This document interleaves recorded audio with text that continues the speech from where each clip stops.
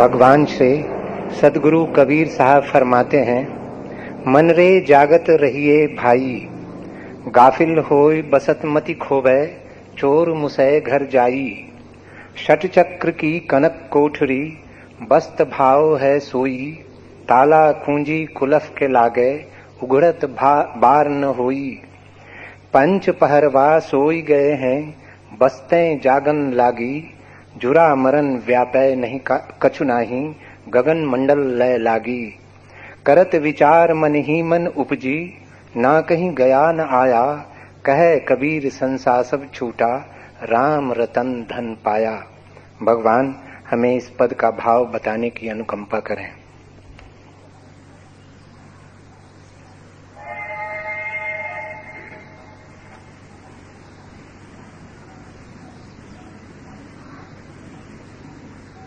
मनुष्य चेतना के दो आयाम हैं,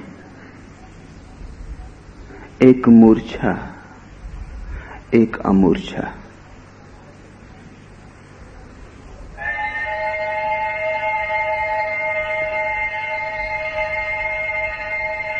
मूर्छा का अर्थ है सोए सोए जीना,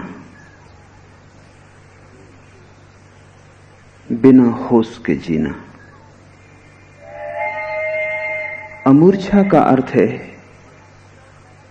होश पूर्वक जीना, जागृत, विवेकपूर्ण। मूर्छा का अर्थ है भीतर का दिया बुझा है, अमूर्छा का अर्थ है भीतर का दिया जला है। मूर्छा में रोशनी बाहर होती है, बाहर की रोशनी से ही आदमी चलता है। जहां इंद्रियां ले जाती हैं वहीं जाता है। इंद्रियों की कामना ही खुद की कामना बन जाती है, क्योंकि खुद का कोई पता ही नहीं। मन जो सुझा देता है वही जीवन की शैली हो जाती, क्योंकि अपने स्वरूप का तो कोई बोध नहीं। लोग जो समझा देते हैं, समाज जो बता देता है, वहीं आदमी चल पड़ता है, क्योंकि न तो अपनी कोई जड़ें होती हैं अस्तित्व में, न अपना भान होता है। मैं कौन हूं इसका कोई पता ही नहीं। तो जीवन ऐसे होता है जैसे नदी में लकड़ी का टुकड़ा बहता है, जहां लहरें ले जाती हैं चला जाता है, जहां धक्के हवा के पहुंचा देते हैं वहीं पहुंच जाता है। अपना कोई व्यक्तित्व नहीं, निजता नहीं। जीवन एक भटकन। निश्चित ही ऐसी भटकन में कभी मंजिल नहीं आ सकती, क्योंकि मंजिल तो सुविचारित कदमों से पूरी करनी पड़ती है। भटकाव बहुत हो सकता है, यात्रा नहीं हो सकती। यात्रा का तो अर्थ है कि तुम्हें पता हो तुम कौन हो, कहां हो, कहां जा रहे हो, क्यों जा रहे हो। होश पूर्वक ही यात्रा हो सकती है, होश पूर्वक ही तीर्थ यात्रा हो सकती है। इसलिए ज्ञानियों ने होश को ही तीर्थ कहा है। अमूर्छित चित्त, जागा हुआ चित्त बिल्कुल दूसरे ही ढंग से जीता है। उसके जीवन की व्यवस्था आमूल रूप से भिन्न होती है। वो दूसरों के कारण नहीं चलता, वो अपने कारण चलता है। वो सुनता सबकी है, वो मानता भीतर की है। वो गुलाम नहीं होता, भीतर की मुक्ति को ही जीवन में उतारता है। कितनी ही अड़चन हो, लेकिन उस मार्ग पर ही यात्रा करता है जो पहुंचाएगा, और कितनी ही सुविधा हो उस मार्ग पर नहीं जाता जो कहीं नहीं पहुंचाएगा। क्योंकि उस सुविधा का क्या अर्थ, मार्ग कितना ही सुंदर हो, कंटकाकीर्ण न हो, चोर लुटेरे न हो मार्ग पर, सब सुरक्षा हो, सुविधा हो, लेकिन अगर मार्ग कहीं पहुंचाता ही ना हो तो उस मार्ग की सुविधा और सौंदर्य का क्या करिएगा। मार्ग कंटकाकीर्ण हो, राह लुटेरों से भरी हो, जंगली जानवरों का भय हो, लेकिन कहीं पहुंचाता हो तो जाने योग्य है। अमूर्छित व्यक्ति का जीवन भटकाव नहीं, एक सुनियोजित यात्रा है। लेकिन वो नियोजन कौन देगा? समाज उस नियोजन को नहीं दे सकता। समाज तो अंधों की भीड़ है, वो तो मूर्छित लोगों का समूह है। अगर तुमने समाज की सुनी तो तुम अंधेरे में ही भटकते रहोगे। भीड़ तो बोधपूर्ण नहीं हो भी नहीं सकती। कभी कभी कोई एकाध व्यक्ति अनेकों में बोध को उपलब्ध होता है। तो भीड़ तो बुद्धों की नहीं है। अमूर्छित व्यक्ति अपने भीतर अपने जीवन की विधि खोजता है, अपने होश में अपने आचरण को खोजता है, अपने अंतःकरण के प्रकाश से चलता है। कितना ही थोड़ा हो अंतःकरण का प्रकाश सदा पर्याप्त है। इतना थोड़ा हो कि एक ही कदम पड़ता हो तो भी काफी है, क्योंकि दुनिया में कोई भी 2 कदम तो एक साथ चलता नहीं। छोटा से छोटा दिया भी इतना तो दिखा ही देता है कि एक कदम साफ हो जाए। एक कदम चल लो, फिर और एक कदम दिखाई पड़ जाता है। कदम कदम करके हजारों मील की यात्रा पूरी हो जाती है।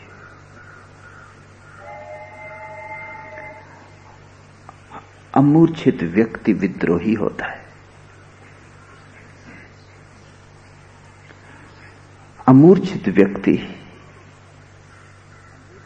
एक एक क्षण, पल पल एक ही बात को साधता है, और वो बात यह है कि कुछ भी मुझसे ऐसा ना हो पाए जो मूर्छा को बढ़ाए, मूर्छा को गहन करे। ध्यान रखना, एक एक बूंद पानी की गिरती है, चट्टानें टूट जाती हैं। एक एक बूंद होश की गिरती है और तुम्हारी जन्मों जन्मों की चट्टान हो, मूर्छा की निद्रा की, टूट जाती है। लेकिन एक एक बूंद गिरनी चाहिए। तो प्रतिपल अमूर्छित व्यक्ति की चेष्टा यही होती कि हर क्षण का उपयोग एक ही संपदा को पाने में कर लिया जाए, वो ये कि मेरे भीतर का विवेक प्रगाढ़ हो, जागे। मूर्छित चित्त की 3 अवस्थाएं जिन्हें हम जानते हैं। एक जिसे हम जागृत कहते हैं, जो कि शब्द उचित नहीं है, क्योंकि मूर्छित व्यक्ति जागेगा कैसे? उसका जागरण नाम मात्र का जागरण है, कहने भर का जागरण है। सुबह सूरज उगता है, पशु पक्षी जाग आते हैं, पौधे जाग आते हैं, तुम भी जाग आते हो। क्या पशु पक्षी जागृत हैं? क्या पौधे जागृत हैं? तुम भी नहीं हो। सिर्फ शरीर का विश्राम पूरा हो गया, इसलिए तुम उठते हो, चलते हो, बैठते हो, ऐसा लगता है जैसे जागे हो, लेकिन ये सिर्फ लगना मात्र है। इसका वास्तविक जागरण से कोई दूर का भी संबंध मुश्किल से बनता है। मैंने सुना है कि मुल्ला नसरुद्दीन को किसी ग्रामीण परिचित ने, किसान ने गांव से एक मुर्गी भेज दी भेंट में। जो आदमी लेके मुर्गी आया था, स्वभाव था, नसरुद्दीन ने उसका काफी स्वागत किया, मुर्गी का शोरबा बनवाया, उसे शोरबा पिलाया। वो आदमी बड़ा प्रसन्न हुआ। उसने जाके गांव में खबर कर दी कि आदमी बहुत अच्छा है और अतिथि को तो बिल्कुल देवता मानता है। फिर तो गांव से लोगों का आना शुरू हो गया। दूसरे दिन ही दूसरा आदमी मौजूद हो गया। नसरुद्दीन ने पूछा, आप कौन? उसने कहा कि जिसने मुर्गी भेजी थी, उसका दूर का रिश्तेदार हूं। उसका भी नसरुद्दीन ने स्वागत किया। घर आया आदमी, फिर कितनी दूर का रिश्तेदार हो, रिश्तेदार ही है उसी का जिसने मुर्गी भेजी थी। लेकिन फिर बात सीमा के बाहर होने लगी। रिश्तेदारों के रिश्तेदार आने लगे, रिश्तेदारों के रिश्तेदारों के मित्र आने लगे, रिश्तेदारों के रिश्तेदारों के मित्रों के मित्र आने लगे। पत्नी बेचैन हो गई, उसने कहा ये मुर्गी तो एक अपशगुन सिद्ध हुई, हम इसे इंकार ही कर देते, ये तो पूरा गांव चला आ रहा है। नसरुद्दीन ने बहुत सोचा, कुछ करना ही पड़ेगा। और दूसरे दिन सुबह फिर एक आदमी खड़ा है। आप कौन? उसने कहा जिसने मुर्गी भेजी थी, उसके रिश्तेदारों के मित्रों का मित्र। नसरुद्दीन ने कहा ये स्वागत है। लेकिन वो आदमी बड़ा हैरान हुआ जब भोजन उसे कराया गया तो सिर्फ कुनकुना पानी था शोरबे के नाम पर। उस आदमी ने कहा और सब तो ठीक है, लेकिन मैंने बड़ी चर्चा सुनी थी आपके आतिथ्य की, और ये तो कुनकुना पानी है। नसरुद्दीन ने कहा माफ करिए, कुनकुना पानी नहीं, मुर्गी के शोरबे का शोरबा है।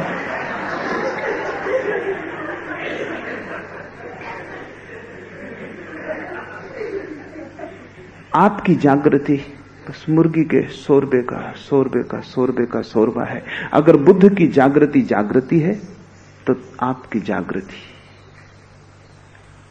रिश्तेदारों के मित्रों का मित्र। बहुत लंबा फासला है। बुद्ध को हमने जागृत कहा है। बुद्ध शब्द का अर्थ है जो जाग गया, जो होश से भर गया। अगर बुद्ध मापदंड हो जागरण के, तो तुम्हारा जागरण क्या होगा? एक खोटा सिक्का जो सिक्के जैसा लगता है लेकिन सिक्का है नहीं। एक झूठ जो सत्य का दावा करती है लेकिन सत्य है नहीं। एक मुर्दा लाश जो ठीक जीवित आदमी जैसी ही मालूम पड़ती है, नाक नक्श बिल्कुल जीवित आदमी जैसा, लेकिन भीतर कोई प्राण नहीं।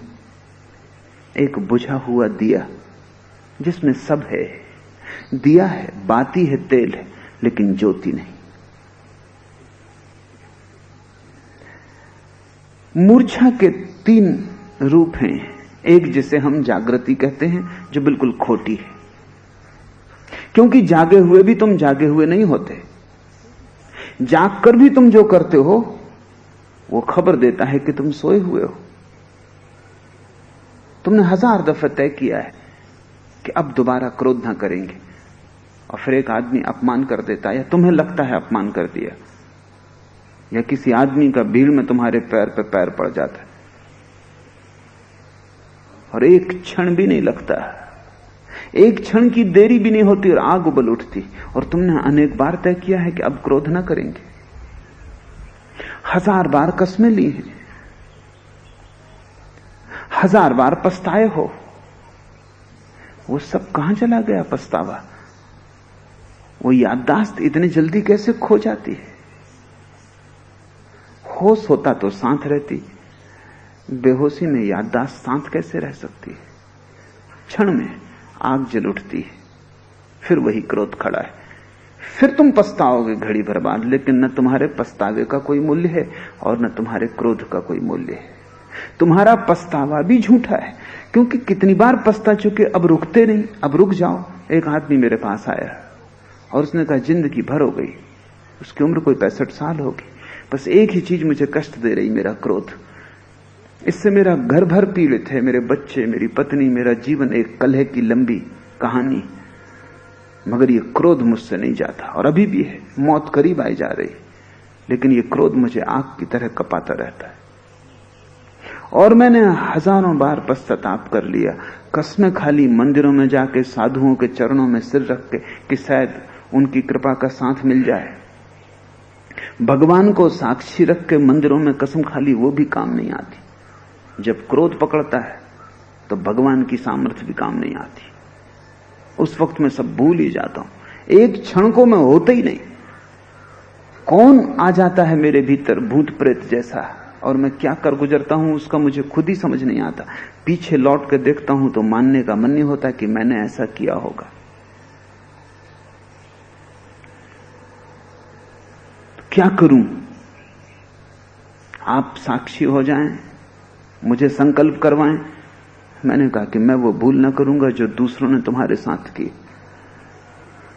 तुमसे मैं सिर्फ एक प्रार्थना करता हूं कि तुम पश्चाताप का त्याग कर दो। क्रोध तो चलने दो, इतना तो कर सकते हो कि अब क्रोध आएगा तो पश्चाताप न करेंगे।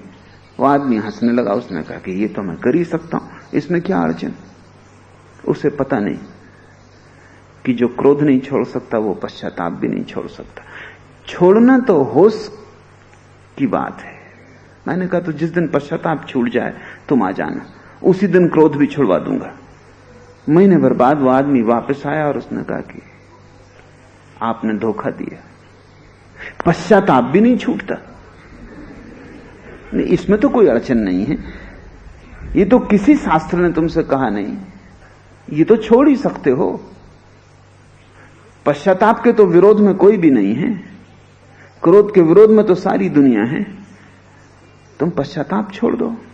उसने कहा नहीं, मेरी बात समझ में आ गई, आप क्या समझाना चाहते थे मुझे दिख गया। मैं कुछ भी नहीं छोड़ सकता, मैं हूं ही नहीं। जब तक तुम जागे नहीं हो तुम हो ही नहीं। तुम्हारा होना सिर्फ एक भ्रांति है, सिर्फ एक ख्याल है जिसकी कोई जड़ें नहीं, सिर्फ एक सपना है जिसकी कोई सार्थकता नहीं और जिसमें कोई पौद्गलिकता नहीं, जिसमें कोई पदार्थ नहीं, जिसमें कोई बल नहीं। न तुम पश्चाताप छोड़ सकते हो, न तुम क्रोध छोड़ सकते हो। करते जरूर हो, वो भी कहना ठीक नहीं है कि तुम करते हो, उचित होगा कहना कि वो भी होता है। तुम यंत्रवत हो, नहीं तो छोड़ देते। जिस काम को तुम करते हो उसे तुम छोड़ सकते हो, ये नियम है। जिस काम को तुम करते ही नहीं उसको तुम छोड़ोगे कैसे? जो होता है उसको तुम कैसे छोड़ोगे? बटन दबाते हो, बिजली का बल्ब जल जाता है। क्या बिजली के बल्ब के हाथ में यह बात है कि वो न जले, या जब चाहे तब जले, या जब उसका भाव ना हो तो कह दे अभी विश्राम कर रहा हूं? नहीं, बटन दबती है तो बिजली का बल्ब जल जाता है। शायद बिजली का बल्ब भी अपने भीतर सोचता होगा कि मैं जलता हूं, मैं बुझता हूं। वो गलती में है। तुम भी बुझते नहीं, जलते नहीं। एक आदमी ने गाली दी, बटन दबा दी, जल गए। एक आदमी आया, कहने लगा कैसे देव पुरुष हो आप, प्रसन्न हो गए। एक आदमी ने कहा कैसी सुंदर मूर्ति है, और भीतर फूल खिल गए। और एक आदमी ने कह दिया कि जरा देखो भी तो अपना चेहरा दर्पण में, ऐसी बेहूदी शक्ल कहीं नहीं देखी, कि आग लग गई। बटने हैं, तुम नहीं हो। बुद्ध के पास एक आदमी आया और उसने कहा कि मुझे कुछ शिक्षा दें, मैं संसार की सेवा करना चाहता हूं। बुद्ध उदास हो गए। वो आदमी कहने लगा आप उदास क्यों हो गए? बुद्ध ने कहा उदास इसलिए हो गया हूं कि तुम अभी हो ही नहीं, संसार की सेवा कौन करेगा? और तुम सेवा के नाम से दूसरों को सताने लगोगे। तुम कृपा करो, तुम पहले अपनी सेवा कर लो, पहले तुम हो तो जाओ। गुरजीएफ पश्चिम का एक बहुत बड़ा रहस्यवादी संत इस सदी का कहता था कि आत्मा सभी के भीतर नहीं। उसकी बात में थोड़ी सच्चाई है।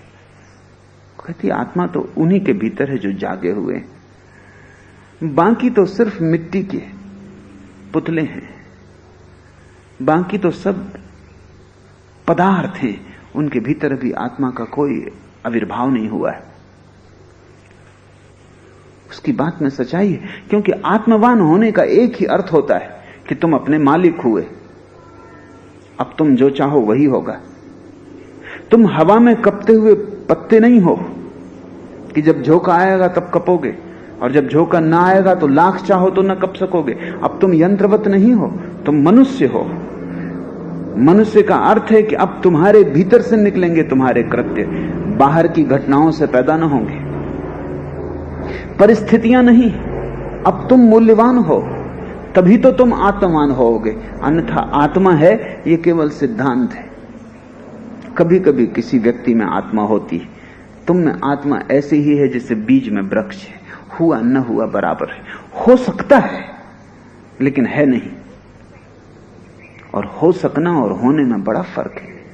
वो केवल संभावना है बीज की कि अगर ठीक समुचित भूमि मिले, समुचित खाद मिले, समुचित सुरक्षा मिले, समुचित जल, समुचित सूर्य की किरणें मिले, सुरक्षा मिले, तो संभावना है कि बीज वृक्ष हो सकेगा। लेकिन बहुत सी शर्तें पूरी हों तब, अन्यथा बीज बीज की तरह ही मर जाएगा और वृक्ष न हो सकेगा। अधिकतम लोग शरीर की तरह ही जीते हैं और शरीर की तरह ही मर जाते हैं। बीज उनका ऐसे ही खो जाता है, अवसर आता है और चला जाता है। आत्मवान होने का अर्थ है होश, विवेक, जागृति। तुम्हारे कृत्य तुम्हारे भीतर से निकलने लगे। अभी तुम्हारे कर्म कर्म नहीं है, प्रतिकर्म है। प्रतिकर्म यानी रिएक्शन। कोई कुछ करता है, उसके प्रतिक्रिया में तुम्हारे भीतर कुछ होता है। अगर कोई प्रेम करता है तो तुम प्रेम करते हो, और कोई घृणा करता है तो तुम घृणा करते हो। जीसस का वचन है शत्रु को भी प्रेम करो। इसका क्या मतलब हुआ? यह कोई नीति की शिक्षा नहीं है। जीसस जैसे व्यक्तियों को नीति में क्या उत्सुकता है? ये धर्म का गहनतम सूत्र है। जीसस कहते हैं शत्रु को प्रेम करो, वो ये कह रहे हैं मित्र को तो प्रेम करना प्रतिक्रिया है, वो तो सभी करते हैं। शत्रु को घृणा करना भी प्रतिक्रिया है, वो तो सभी करते हैं। जिसने शत्रु को प्रेम कर लिया वो मालिक हो गया, उसने प्रतिक्रिया तोड़ दी, वो अपने कर्म का खुद मालिक हो गया। शत्रु तो पूरी चेष्टा कर रहा है कि तुम उसे घृणा करो, लेकिन तुमने उसकी चेष्टा तोड़ दी। वो तो बटन दबा रहा था तुम्हारे क्रोध की, लेकिन तुमने प्रेम का प्रवाह पैदा कर दिया। अगर तुम अपने शत्रु को प्रेम कर पाओ तो तत्क्षण तुम यंत्रवत्ता से मुक्त हो गए। तब तुम्हारे प्रतिकर्म खो गए, अब तुम कर्मवान हुए। और ये बड़े मजे की बात है, प्रतिकर्म बांधते हैं, कर्म नहीं बांधता। असल में प्रतिकर्मों से ही कर्मों की श्रृंखला बनती है। जब कोई व्यक्ति होशपूर्वक कर्म करता है तो उससे कोई बंधन पैदा नहीं होता। तुमने कभी जीवन में कोई कर्म होशपूर्वक किया है? होशपूर्वक करने का अर्थ है तुम्हारे शरीर का यंत्र जो करना चाहता हो वो नहीं, तुम्हारे भीतर का होश जो करना चाहता हो वही तुमने कभी किया है। शरीर कहता था करो क्रोध, मन कहता था करो क्रोध। मन में तो गाली उठाई थी, शरीर ने डंडा उठा लिया था। कभी ऐसा हुआ है कि डंडा हाथ में रह गया हो, गाली मन में रह गई हो और तुम अछूते स्पर्शित भीतर खड़े रहे? तुम्हारी ज्योति पर छांव भी न पड़ी इस डंडे की, तुम्हारी ज्योति पर गाली का दंश भी न आया, तुम्हारी ज्योति निष्कलुष बनी रही, कमलवत, पानी छुआ ही नहीं। अगर ऐसा तुमने कभी किया है तो तुम्हें पहली दफा पता चलेगा कि अमूर्छा क्या है, जागृति क्या है, होश क्या है। उसी क्षण तुम परम आनंद से भर जाओगे, तुम मुक्त हो गए। अब तुम्हें कोई चला नहीं सकता, अब तुम्हें कोई धका नहीं सकता, अब तुम अपने मालिक हो। यही तो मालकियत है जिसकी तलाश चल रही है। अब तुम सम्राट हो गए। जब तक तुम बंधे हो यंत्रवत्ता से, तब तक तुम एक भिखारी हो। तुम्हारा जागरण नाम मात्र का जागरण है, खोटा सिक्का है। मूर्छा का पहला रूप है जागरण, सुबह से सांझ तक जिसे तुम जानते हो। वो जागरण ऊपर ऊपर है, भीतर तो निद्रा बहती रहती। तुमने कभी ख्याल किया आंख बंद करके थोड़ी देर बैठ जाओ, तत्क्षण तुम सपना देखने लगोगे। आंख खुली थी, वृक्ष, लोग, रास्ता, दुकान, बाजार दिखाई पड़ रहा था। आंख बंद की, सपना शुरू।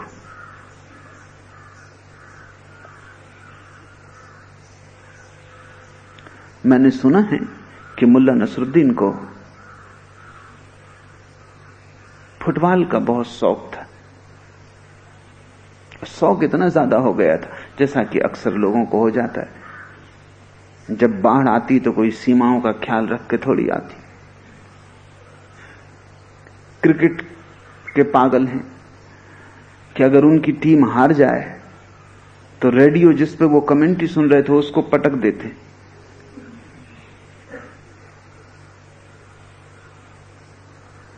हॉकी के दीवाने, मुल्ला नसरुद्दीन फुटबॉल का दीवाना था। पत्नी परेशान हो गई थी क्योंकि वो दिन में बैठ के कुर्सी पे भी लातें फटकारता था। फुटबॉल, रात सोता तो भी सपने में लातें फेंकता और ऊधम मचाता। पत्नी डॉक्टर के पास गई और उसने कहा बहुत हो गया, अभी फुटबॉल का इलाज ही करना पड़ेगा। तो डॉक्टर ने उसे दवा दी कि ये ट्रैंकुलाइजर है, सामक है, इसे ले जाओ, इसको एक गोली दे दोगे तो रात भर मुल्ला शांत रहेगा। पत्नी घर आई, उसने मुल्ला को कहा कि ये गोली मैं ले आई हूं, तुम शांति से सो सकोगे, रात सोते वक्त इसे लेना। मुल्ला ने कहा अगर आज ना लूं और कल लूं तो कोई हर्ज है? उसकी पत्नी ने कहा क्यों, आज क्या मामला है? उसने कहा आज फाइनल मैच। सपने में।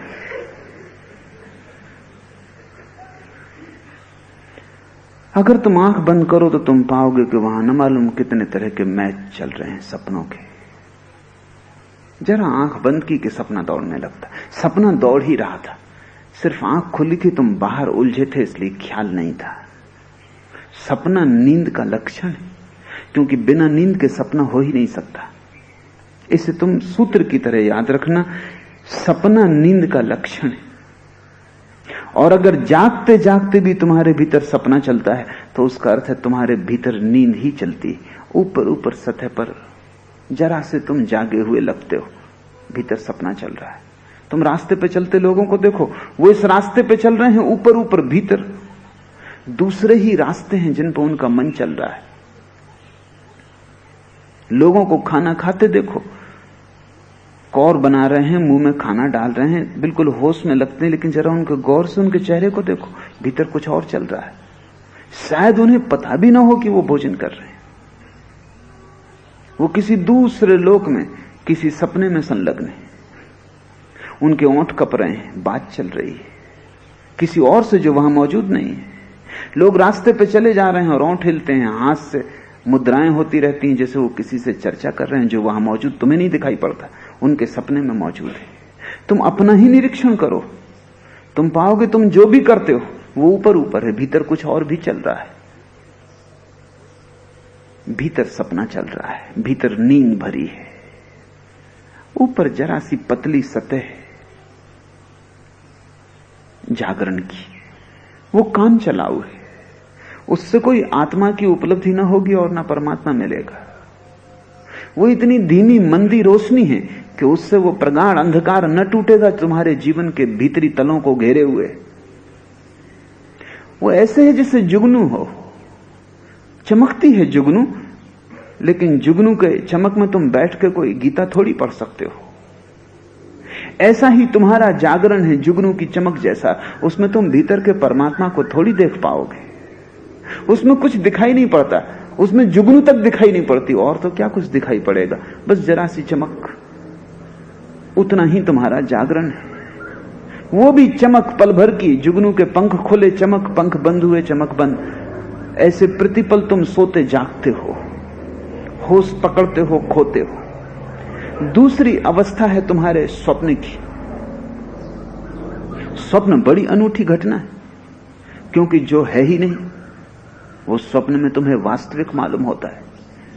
तुम्हारी तंद्रा कितनी गहरी ना होगी। और तुमने कोई सपना नया नहीं देखा है, तुम रोज रात देखते हो। अगर आदमी 60 साल जिएगा तो कम से कम 20 साल सोएगा, 8 घंटे रोज सोएगा, 1/3 दिन सोएगा। 60 साल आदमी जिंदा रहेगा तो 20 साल से ज्यादा सोएगा। रोज तुम सोते हो, रोज रात तुम सपना देखते हो, और रोज रात सपने में तुम्हें सपना सच मालूम होता है। तुम्हारा होश बिल्कुल भी नहीं।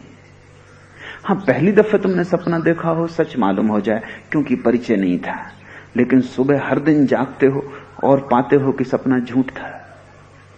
20 वर्ष सोओगे, जागोगे, हर बार पाओगे कि सपना झूठ था। फिर से सोओगे और फिर सपना सच मालूम होगा। तुम्हारा होश कैसा होश है, तुम्हारा अनुभव कैसा अनुभव है, तुम्हारे जीवन में कोई भी अनुभव संग्रहित होता है या नहीं होता, तुम्हारा ज्ञान निर्मित होता है या नहीं होता। एक बच्चा एक बार भूल करे तो हम कहते हैं चलो माफ कर दो, फिर दोबारा वही भूल करता, हम कहते हैं चलो बच्चा है, लेकिन तीसरी दफा हम सोचने लगते हैं कि अब कुछ करना पड़ेगा। लेकिन तुम तो करोड़ों बार वही भूल कर चुके। रोज सांझ सोते हो तब तुम जानते हो कि रात जो दिखाई पड़ता है वो झूठा है, सुबह जाग के जानते हो कि झूठा है, लेकिन रात के 8 घंटों में सच हो जाता है तुम्हारे लिए ही। तो तुम्हारा जानना भीतर जाता ही नहीं। कांटा भी ज्यादा चुभ जाता है, इतना भी तुम्हारा जानना नहीं चुभता। जानने की कोई लकीर ही तुम्हारे ऊपर नहीं बनती। महाभारत की कथा है कि 5 पांडव वन में भटकते हैं। वो एक झील के किनारे आए हैं, वो प्यासे हैं।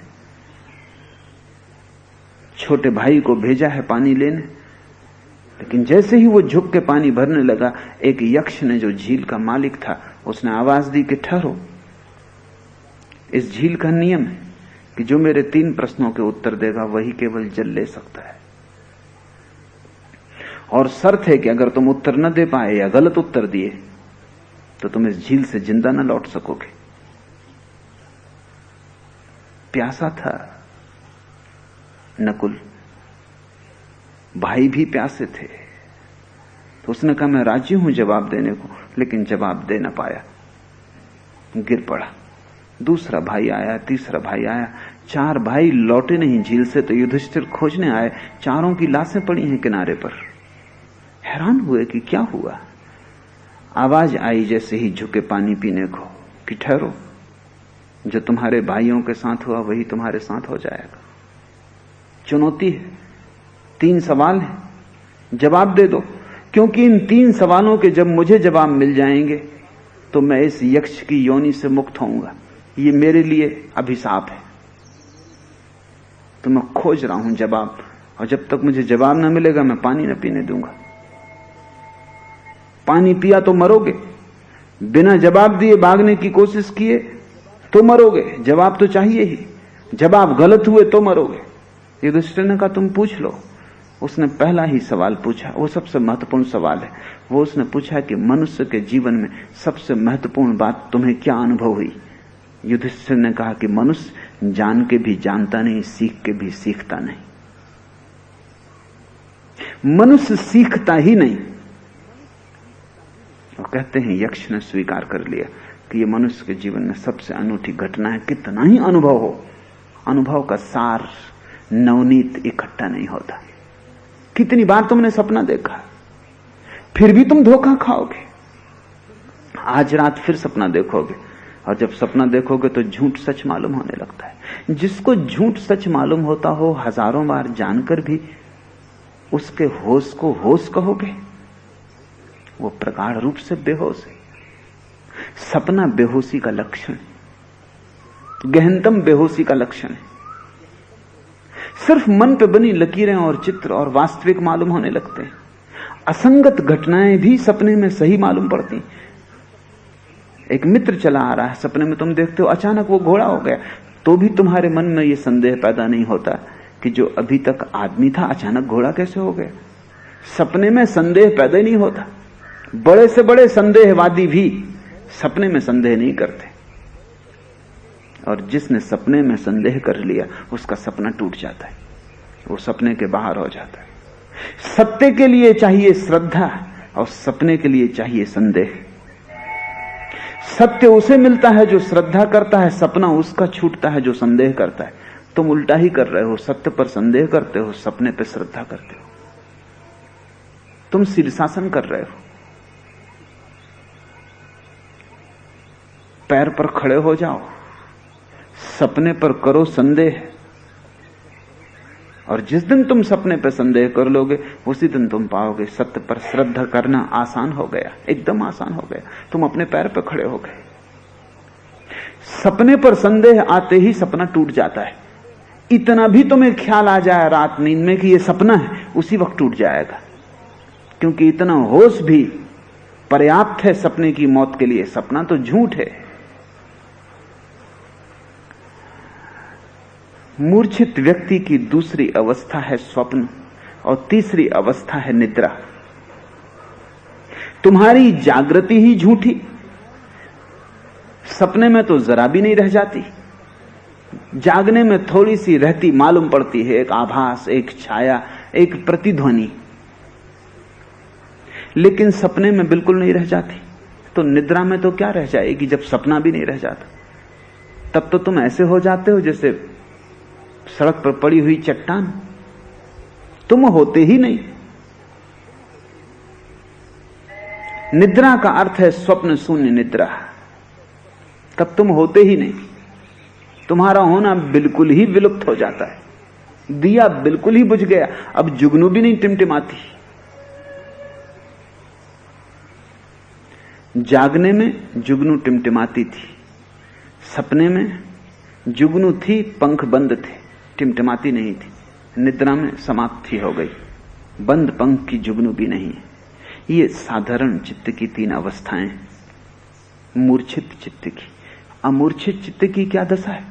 अमूर्छित चित्त की कोई अवस्थाएं नहीं है, क्योंकि अमूर्छित व्यक्ति कभी सपना नहीं देखता। अमूर्छित व्यक्ति को सपना हो ही नहीं सकता, क्योंकि जिसको होश है उसे सपना कैसे धोखा दे पाएगा, कैसे झूठ सच मालूम होगा। जैसे प्रकाश के जलने पर अंधेरा खो जाता है, ऐसे ही होश के आने पर सपने खो जाते हैं। अमूर्छित व्यक्ति, जागा हुआ प्रबुद्ध व्यक्ति सपने से मुक्त हो जाता है, और निद्रा से भी। इसका यह अर्थ नहीं कि वो सोता नहीं, सोता है, लेकिन जागा हुआ सोता है। जैसे तुम जागे हुए भी सोते हो, वैसे वो सोया हुआ भी जागता है। कृष्ण ने गीता में कहा है कि योगी उस समय भी जागता है जब भोगी की रात है। जब भोगी सोता है तब भी योगी जागता है। इसका यह अर्थ नहीं कि कृष्ण सोते नहीं थे। शरीर तो विश्राम करेगा, शरीर तो यंत्र है, थकेगा और विश्राम करेगा, और शरीर के पुनरुज्जीवन के लिए विश्राम जरूरी है। बस शरीर ही सोता है, लेकिन भीतर का दिया जलता ही रहता है। शरीर सोया रहता है, भीतर का पुरुष जागा रहता है। जागृत व्यक्ति की कोई अवस्थाएं नहीं है, जागृति ही उसकी अवस्था है। वो जागे में भी जागता है, सोने में भी जागता है। जागना उसका स्वभाव है, और इसलिए समस्त योग एक ही कुंजी में भरोसा करता है, और वो कुंजी है जाग जाना। जिस दिन जागने की कुंजी तुम्हारी नींद के ताले पर लग जाती, खुल गए द्वार। कबीर के इन वचनों में उसी कुंजी की चर्चा है, इन्हें समझो। मन रे जागत रहिए भाई। बड़ी गहरी नींद है, जागते जागते ही टूटेगी, निरंतर निरंतर अभ्यास करने से ही मिटेगी, लड़ते रहने से ही कटेगी। चेष्टा जारी रहे, कितनी ही छोटी हो, तो भी एक दिन बूंद बूंद गिरकर ये चट्टान टूट जाएगी। रहीम ने कहा है, रसरी आवत जात है, सिल पर पड़त निशान। रस्सी की ताकत क्या, लेकिन चलती रहती है कुएं पर, भरती रहती पानी को, और मजबूत चट्टान पर निशान बन जाता है। अगर तुम्हारे बोध की रसरी सरकती ही रहे तुम्हारे जीवन के गांठ पर, तो कितनी ही हो गहरी तंद्रा, आज नहीं कल निशान छूट जाएगा। मन रे जागत रहिए भाई, गाफिल होई वसत मति खोवे, चोर मुझसे घर जाई। असावधान होकर जियोगे, गाफिल होकर जियोगे, बेहोश जियोगे, नशे नशे में जियोगे, तो वो जो भीतर बसता है, वो जो भीतर का मालिक है, उसका तुम्हें कभी भी पता ना चलेगा। वो जो भीतर बसा है तुम्हारे घर में। संस्कृत में सांख्य और वैशेषिक शास्त्रों ने आत्मा को पुरुष कहा है। पुरुष शब्द बड़ा प्यारा है। पुरुष शब्द उसी धातु से बनता है जिससे पुर बनता है। पुर यानी नगर, कानपुर, नागपुर। पुर यानी नगर, और पुरुष यानी जो उस नगर के भीतर रहता है, निवासी। कबीर उसको कहते हैं बसत, वो जो बसा है। हम कहते हैं ना गांव को बस्ती, वो जो भीतर बसा है। गाफिल होई बसती मति खोवे, अगर बेहोश चले तो वो जो भीतर बसा है, उसकी जो प्रतिभा है, उसकी जो चमक है, जो आभा है, वो खो जाएगी। उसकी मति धूमिल हो जाएगी, उसके ऊपर धूल जम जाएगी। दर्पण पर धूल जम जाती है तो दिखाई पड़ना बंद हो जाता है। ऐसे तुम्हारे भीतर जो बसा है, अगर नींद की परत ही परत तुम जमाते गए तो उसकी मति, उसकी प्रतिभा, उसकी चमक खो जाएगी। गाफिल होई बसती मति खोवे, चोर मुझसे घर जाए। और जब भीतर का पुरुष, भीतर का दिया अंधेरे से ढक जाए, गहन रात में खो जाए, भीतर की प्रतिभा सो जाए, जागी ना हो, तो फिर चोर घर में घुसना शुरू हो जाते। बुद्ध ने कहा है, घर में कोई ना भी हो और सिर्फ दिया जलता हो तो भी चोर डरते। घर में कोई ना भी हो लेकिन दिया जलता हो तो भी चोर दूर दूर चलते हैं, क्योंकि दिए के जलने की खबर शायद घर में कोई हो। जिस दिन भीतर का दिया जलता है उस दिन चोर प्रवेश नहीं करते। चोर कौन है? जो भी तुम्हें प्रतिक्रिया में ले जाता है वो सभी चोर है। किसी ने गाली दी और तुम प्रभावित हो गए, चोर भीतर घुस गया। अब ये चोर तुम्हें नुकसान पहुंचाएगा। ये बड़े मजे की बात है, गाली देने वाला तुम्हें कोई नुकसान नहीं पहुंचाता था, न पहुंचा सकता था, उसकी कोई सामर्थ्य न थी। चोर बाहर था, क्या करेगा? लेकिन तुमने चोर को भीतर बुला लिया, तुम क्रोधित हो गए। अब नुकसान होगा। महावीर ने बार बार कहा है कि तुमसे बड़ा तुम्हारा कोई मित्र भी नहीं और तुमसे बड़ा तुम्हारा कोई शत्रु भी नहीं। अगर तुम चोरों को भीतर घुसने दोगे तो तुम ही शत्रु हो। जिसने गाली दी वो शत्रु नहीं है, क्योंकि उसकी गाली तो बाहर पड़ी रह जाती अगर तुम अक्रोध में रहे आते। अब प्रभावित अगर तुम गुजर जाते तो उसकी गाली भीतर प्रवेश कैसे करती? किसी ने सम्मान किया, सम्मान में कोई खतरा नहीं है, लेकिन तुम अकड़ गए, अहंकार आ गया, चोर भीतर घुस गया। चोर तुम्हारे कारण भीतर घुसता है, दूसरे के कारण नहीं। एक सुंदर स्त्री गुजरी, उसे पता भी ना होगा कि आप वहां मंदिर के सामने खड़े क्या कर रहे थे, या मंदिर के भीतर आप तो पूजा कर रहे थे और एक स्त्री भी आके झुकी। स्त्री को कुछ पता भी ना हो, स्त्री का कुछ हाथ भी ना हो, और चोर आपके भीतर घुस गया। किसी ने गाली दी तब तो हमें यह भी लगता है कि कम से कम इसने गाली तो दी, कुछ तो इसका हाथ है। लेकिन एक सुंदर स्त्री पास से गुजरी, उसने आपकी तरफ देखा भी नहीं, लेकिन चोर भीतर घुस गया। आपने चोर खुद ही बुला लिया, काम जग गया, वासना जग गई, आप गाफिल हो गए, मुश्किल में पड़ गए, बेचैनी हो गई, एक उत्तप्तता ने घेर लिया, खो दिया केंद्र अपना, सपना जग गया, नींद आ गई। गाफिल होई बसती मति खोवे, चोर मुझसे घर जाए।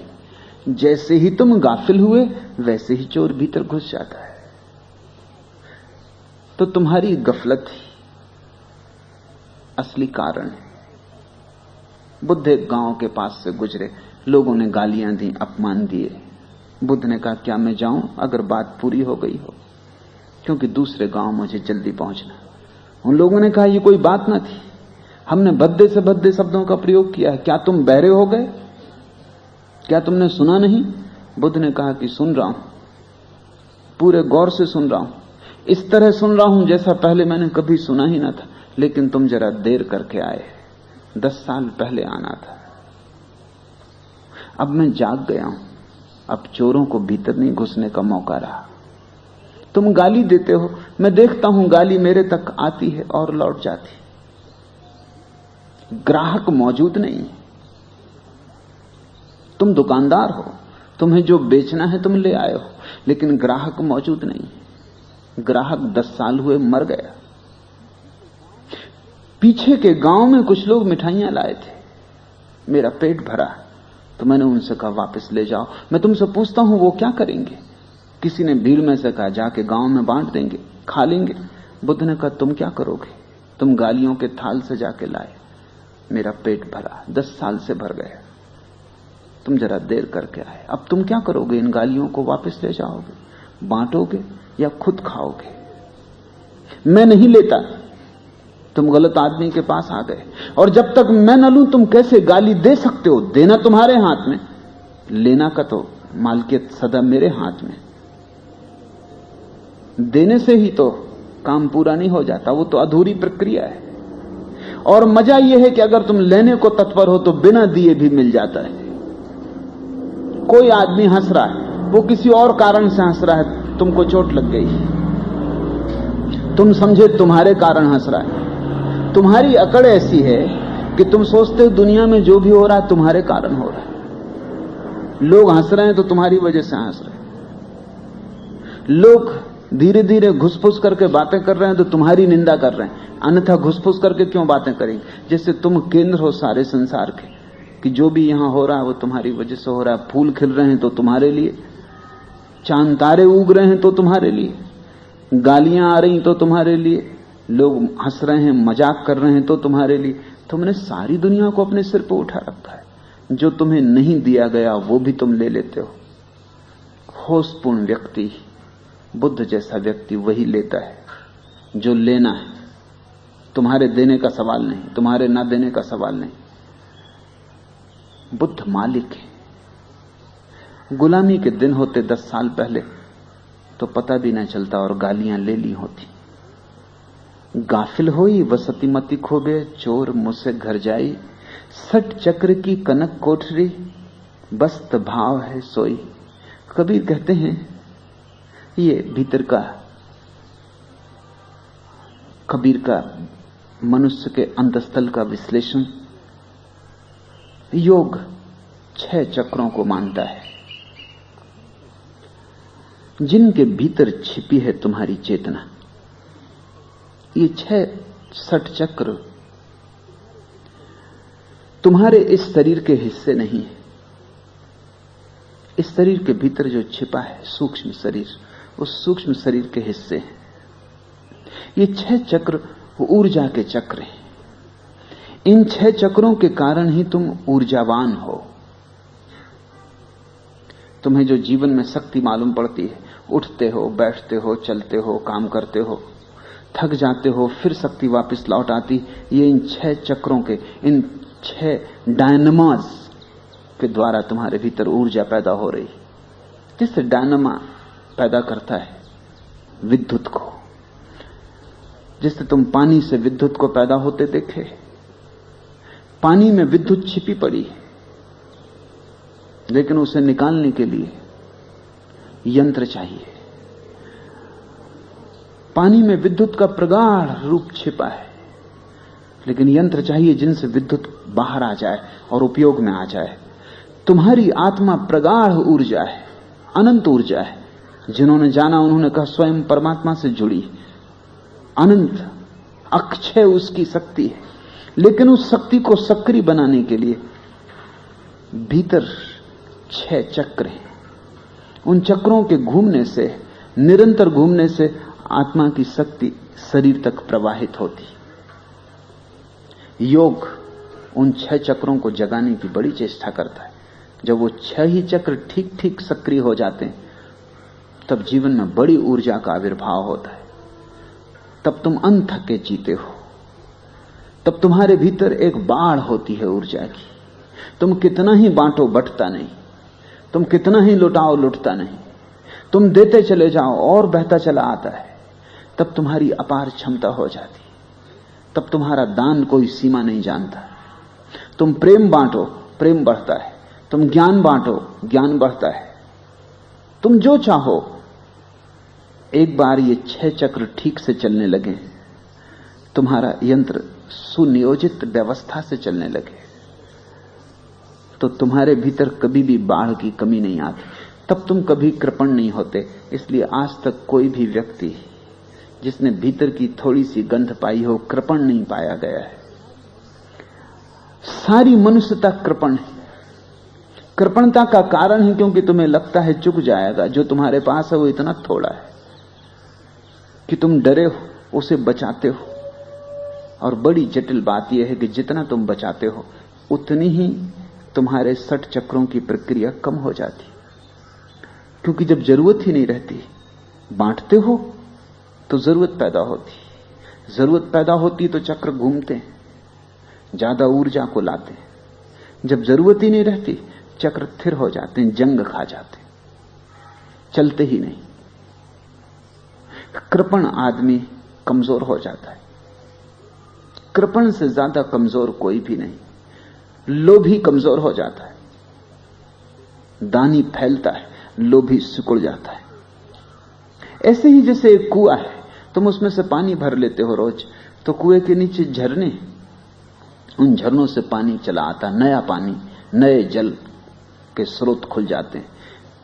तुम रोज पानी उलिसते जाते हो, नया पानी कुएं में आता जाता है, लेकिन कुएं का तल हमेशा वही रहता है।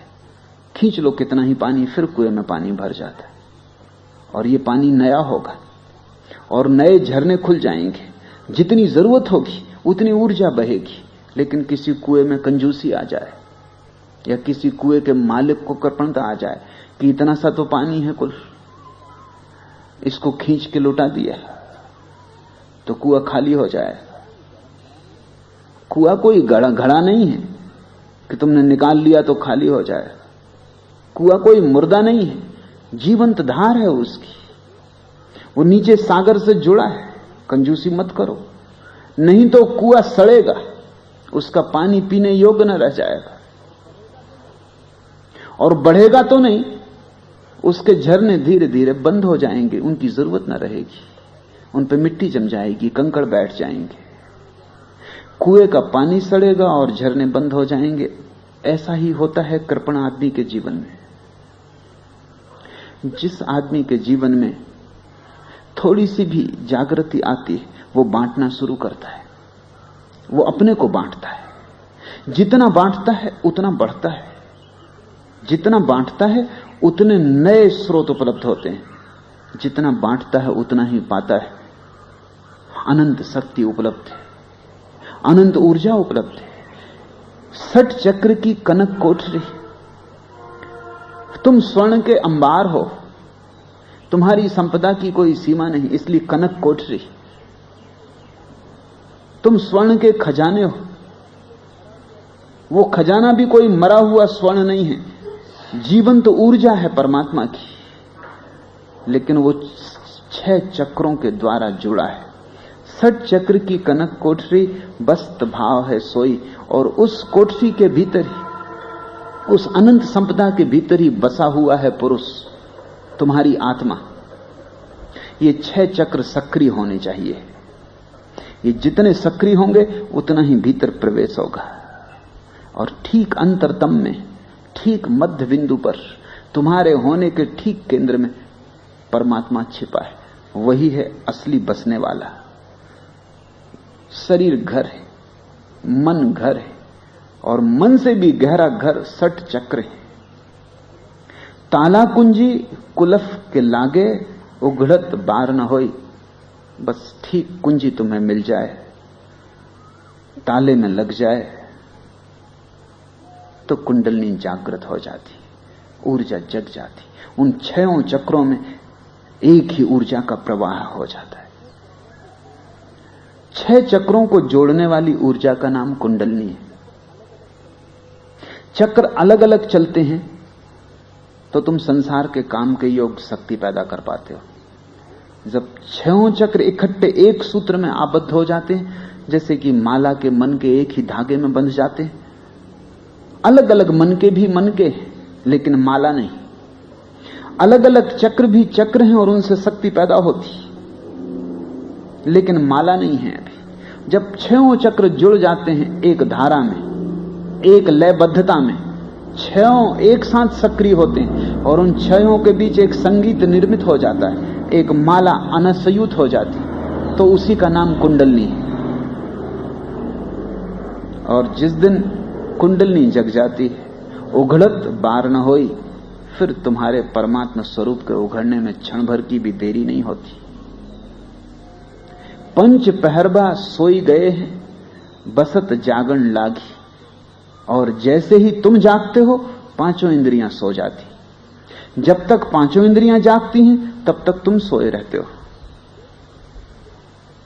जैसे जैसे इंद्रियां सोती जाती हैं, शांत होती जाती हैं, वही ऊर्जा जो इंद्रियों से प्रवाहित होकर बाहर जा रही थी, वही ऊर्जा अंतर यात्रा पर निकल जाती, उसी से तुम जागने लगते हो।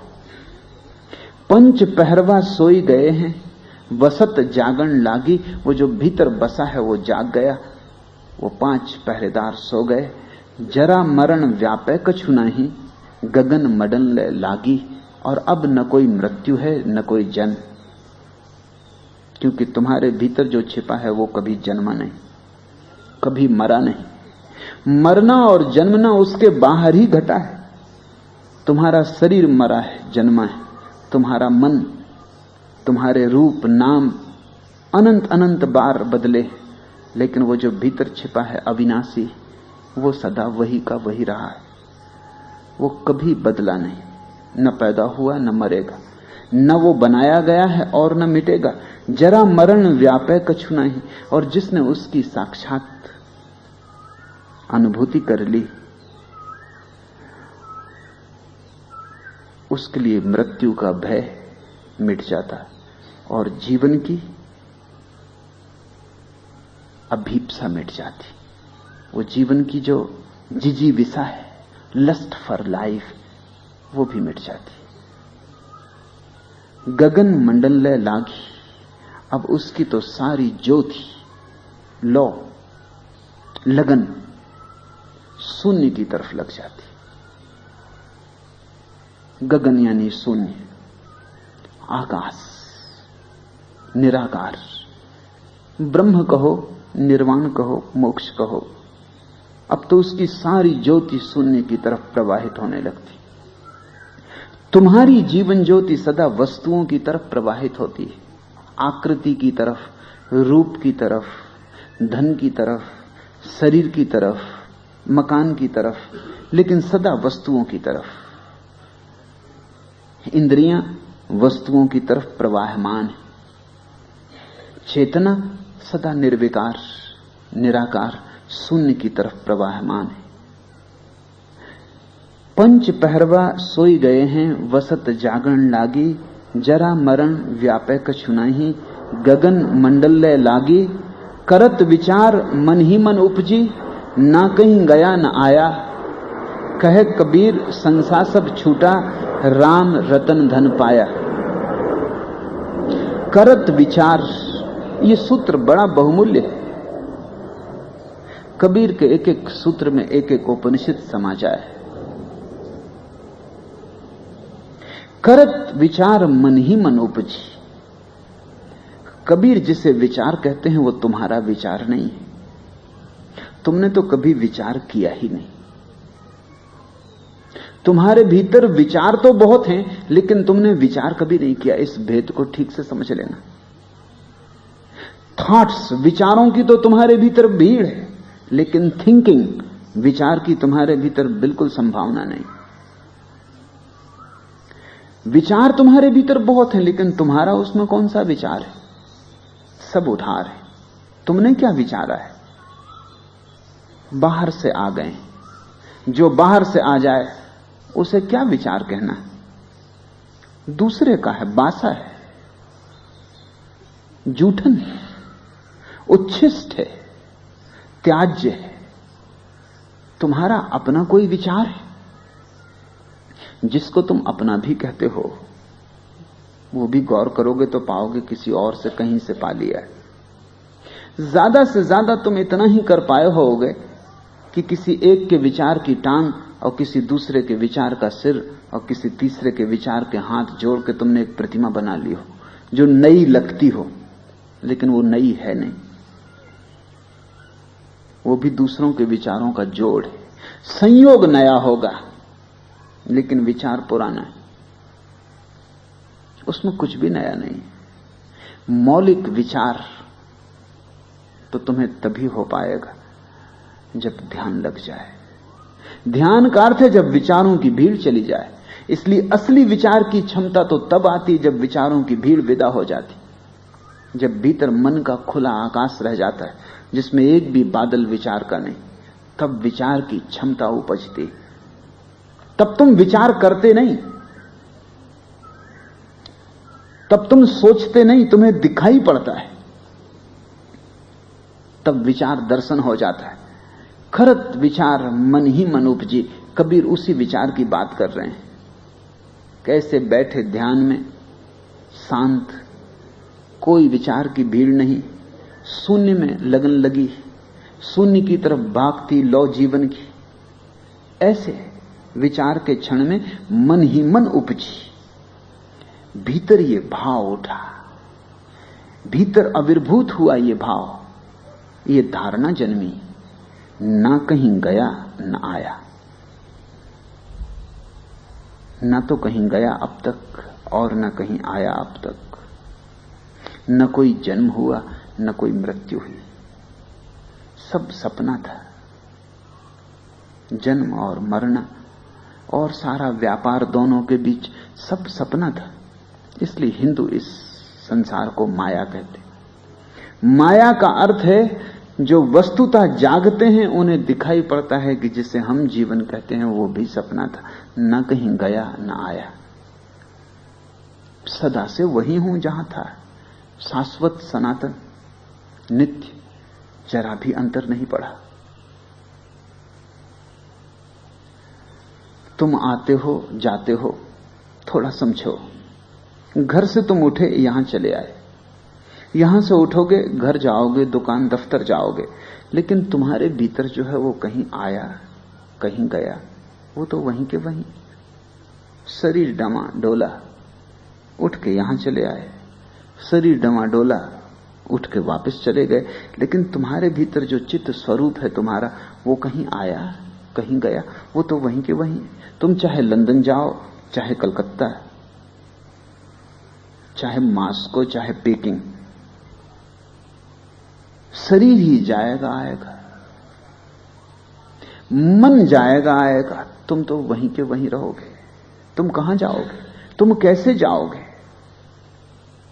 उस परम चेतना का कोई आवागमन नहीं है। इसलिए कबीर बड़ी अनूठी बात कह रहे हैं, करत विचार मन ही मन उपजी। ऐसे शांत शून्य के क्षण में उठी ये बात, न कहीं गया न आया। और जैसे ही ये प्रतीति हुई कि न कहीं गया न आया, कहे कबीर संसार सब छूटा, उसी क्षण सब संशय छूट गए। राम रतन धन पाया, उसी क्षण मिल गई वो संपदा जो परमात्मा की है, ब्रह्म की है। पाई बोरे ब्रह्म ज्ञान, राम रतन धन पाया। और जब तक राम रतन का धन न मिल जाए तब तक जानना कि तुम मूर्छित हो। वो कसौटी है, वही निकस है। जैसे सोने को कसते हैं निकस पर, कसौटी पर, ऐसे ही अमूर्छा पर कसे जाओगे तुम। अगर मूर्छित हो तो तुम मिट्टी हो, अमूर्छित हो तो तुम परमात्मा हो। मूर्छित तो तुम मृण में, अमूर्छित तो तुम चिन्ह में। मूर्छा ही तुम्हारे जीवन से टूट जाए तो कुछ और तोड़ना नहीं।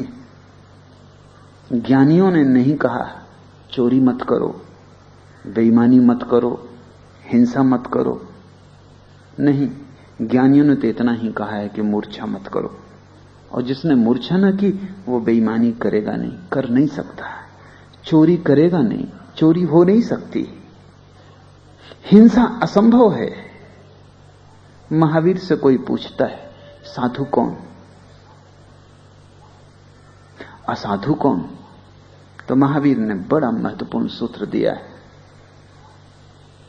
महावीर ने कहा कि जो सोया है वो असाधु, जो जागा है वो साधु।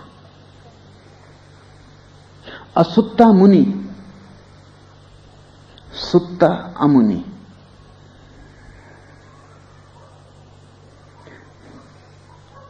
जैन साधु भी सोच विचार में पड़ेंगे, क्योंकि महावीर को कहना था जो अहिंसा का पालन करता है वो साधु, जो रात्रि भोजन नहीं करता वो साधु, जो पानी छान के पीता है वो साधु।